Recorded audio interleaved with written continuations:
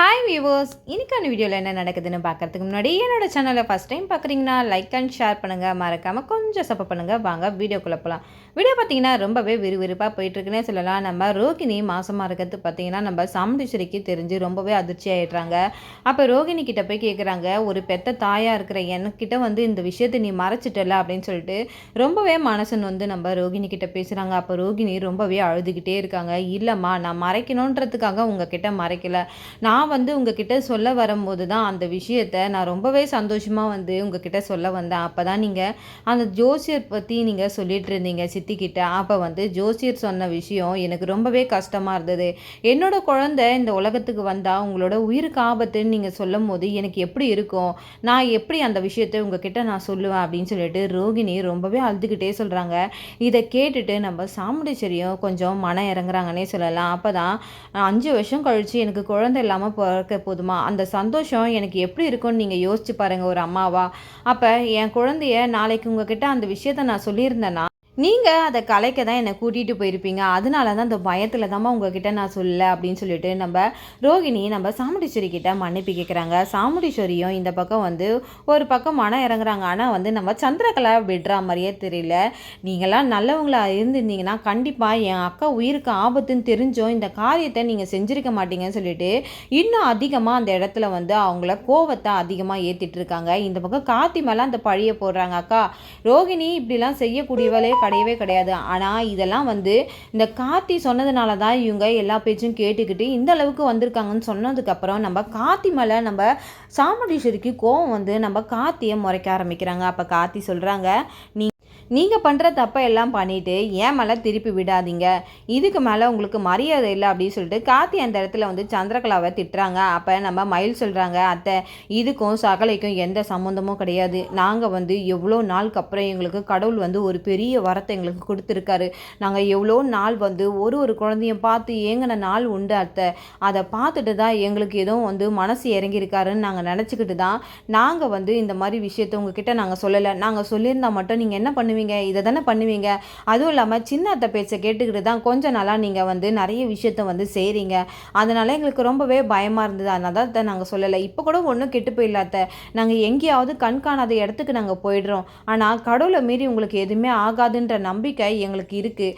அதனால எங்களை விட்டுருங்க, நாங்கள் இந்த வீட்டை விட்டு கூட போயிடுறோம் அப்படின்னு சொல்லிட்டு நம்ம சாமுண்டீஸ்வரி கிட்ட நம்ம மயில் சொல்லிகிட்டே இருக்கும்போது நம்ம சாமுண்டீஸ்வரிக்கு ஒரு மாதிரி கஷ்டமாயிடுது. என்ன இப்படி பேசுகிறாங்க அப்படின்ட்டு. அப்போ தான் நம்ம கார்த்தி சொல்கிறாங்க, இப்போ கூட நான் ஒன்று சொல்கிறேன், நீங்கள் கேட்பீங்களோ கேட்க மாட்டீங்களோ தெரியாது, ஆனால் என் மனசில் பட்டதை நான் சொல்கிறேன். உங்களுக்கு அந்த ஜோசியர் தானே அப்படி சொன்னார் நீங்கள் சொல்கிறீங்க. அப்போ நம்ம வேறு ஜோசியரை பார்க்கலாம்.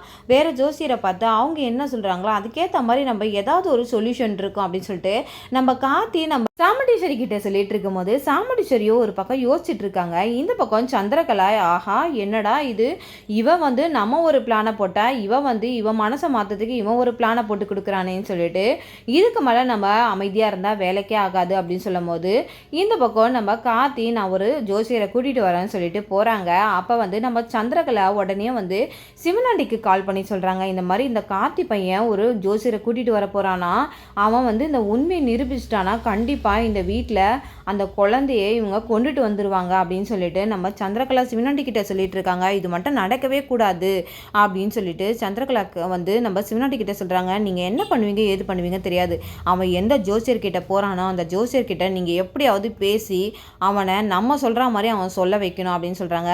சரி சந்திரா, நீ எதுக்கும் கவலைப்படாத, எதை பற்றியும் யோசிச்சுட்டு இருக்காத, நான் பார்த்துக்கிறேன் அப்படின்னு சொல்லிட்டு நம்ம சிவனாண்டியும் சொல்கிறாங்க. இந்த பக்கம் நம்ம கார்த்தி போகிறதுக்கு முன்னாடியே சிவனாண்டி அந்த ஜோசியர் வீட்டுக்கு போயிட்டு அங்கே இருக்கிற அவங்க பொண்டாட்டியும் பிள்ளையும் கூட்டிகிட்டு வந்து அடைச்சி வச்சிடறாங்க. அடைச்சி வச்சுட்டு உடனே ஜோசியருக்கு ஃபோன் பண்ணி சொல்கிறாங்க, இந்த மாதிரி நீ இந்த சாமுண்டீஸ்வரி வீட்டில் போயிட்டு ஜோசியம் சொல்கிறதுக்காக அவன் மாப்பிள்ளை வந்து உன்னை கூட்டிகிட்டு போகிறதுக்கு வரான், நான் சொல்கிறத மட்டும்தான் நீ அங்கே சொல்லணும் போது நம்ம ஜோசியர் கொஞ்சம் நேரம், ஏன்பா நீ சொல்கிறத நான் சொல்லணும் அப்படின்னும் போது நீ கொஞ்சம் உன் மொபைல் ஃபோனை பாரு, அப்போ உனக்கு எல்லாமே தெரியும் அப்படின்னு சொல்லும் போது அப்போ தான் நம்ம சிவனாண்டியை அவங்க பொண்டாட்டியும் பிள்ளையும் வச்சுருக்கிறத ஃபோட்டோ எடுத்து அனுப்புகிறாங்க. இதை பார்த்துட்டு நம்ம ஜோசியர் ரொம்பவே ஷாக் ஆகிடுறாங்க. எப்பா என் பொண்டாட்டி பிள்ளைய நீ எதுவும் பண்ணிடாத, நீ என்ன சொல்கிறியோ நான் அதை செய்கிறேன் அப்படின்னு சொல்லிட்டு நம்ம சாமுண்டீஸ்வரி வீட்டில் சிவனாண்டி சொல்கிறத போயிட்டு அங்கே சொல்ல போகிறாங்க. கார்த்தியும் வந்து அந்த ஜோசியரை கூட்டிகிட்டு போகிறாங்க. அங்கே போனதுக்கப்புறம் நம்ம கார்த்திக்குமே அதிர்ச்சி ஆயிடுது. என்ன இவரு இப்படி சொல்கிறாரு, அவர் சொன்ன மாதிரி இவர் சொல்கிறாரு அப்படின்னு சொல்லிட்டு ஒரு பக்கம் அதிர்ச்சி ஆயிடுறாங்க. நம்ம சந்திரகலாவும், பாத்தியாக்கா ஜோசியர் என்ன சொல்கிறாருன்ட்டு. அப்போ உன் உயிருக்கு ஆபத்து இருக்குது, அப்போ இதெல்லாம் தெரிஞ்சு தான் இவங்க பண்ணுறாங்க, நீ என்ன முடிவு எடுக்கிறியோ எடுக்க அப்படின்னு சொல்லும் போது நம்ம கார்த்திக்கு ரொம்பவே வந்து ஷாக் ஆகிடுது. இந்த பக்கம் நம்ம ரேவதி, நம்ம ரோகிணி எல்லாருமே ஷாக் ஆகி நிற்கிறாங்க. அம்மா என்ன எதுவுமே நீங்கள் பண்ணாதீங்க, தயவு செஞ்சு என்னை விட்டுருங்க அப்படின்னும் போது அப்போ சாமுண்டீஸ்வரி சொல்கிறாங்க, உன் மனசுக்கு நான் நல்லபடியாக இருக்கணும் அப்படின்னு நீ நினச்சின்னா உன் மனசுக்கு என்ன தோணுதோ நீ அதை பண்ணு ரோகிணி, நான் உன்னை வந்து தப்பு சொல்ல மாட்டேன். உனக்கும் உன் புள்ள வந்து பிறக்கிறது வந்து உனக்கும் உன் புருஷனுக்கும் தான் உரிமை இருக்குது, அதை நீங்கள் என்ன பண்ணணும்னு நீங்கள் நினைக்கிறீங்களோ அதன்படியே நீங்கள் பண்ணுங்கள். ஆனால் அதே சமயம் இந்த அம்மா நல்லா இருக்கணும்னு நீ நினைக்கிறியா, அதை வந்து நீ நினச்சின்னா நீ என்ன பண்ணணுமோ அதை பண்ணுன்னு சொல்லிட்டு ஒரு மாதிரி மூர்க்கமாக வந்து பதில் சொல்லிட்டு போயிடுறாங்க. இதனால் நம்ம ரோஹிணிக்கு ரொம்பவே டென்ஷன் ஆகிடுது. என்ன ரேவதி அம்மா இப்படி பேசிட்டு போகிறாங்க அப்படின்ட்டு. இந்த பக்கம் சந்திரகலாவுக்குமே ஒன்றுமே புரியல. என்ன இது ஜோசியரை சொன்னதை வச்சு இவ ஏதாவது ஒரு முடிவு எடுப்பா அப்படின்னு பார்த்தா இவ வந்து இப்படி சொல்லிட்டு போகிறாளே அப்படின்னு சொல்லிட்டு அவங்களுமே ஷாக்காகி நின்றுறாங்க. இந்த பக்கம் பார்த்திங்கன்னா நம்ம கார்த்திக்கு ஒரு மாதிரி உறுத்தலாகவே இருக்குது.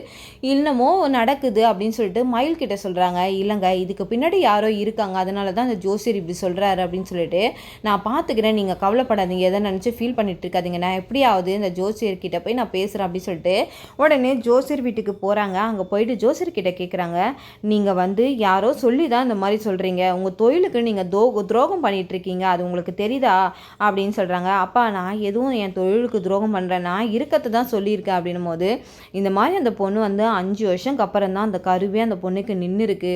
இப்போ அவங்க அம்மா உயிருக்கு ஆபத்துன்னு நீங்கள் சொன்னீங்கன்னா அவங்க அந்த பொண்ணோட உயிருக்கு ஆபத்து ஏற்படுற மாதிரி ஏதாவது ஒரு விஷயத்த பண்ணிங்கன்னா அப்போ அந்த பாவம் உங்களுக்கு தானே வரும் அப்படின்னு சொல்லிட்டு ஜோசியர்கிட்ட என்னென்னமோ பேசி நம்ம கார்த்தி பேசுகிறாங்க.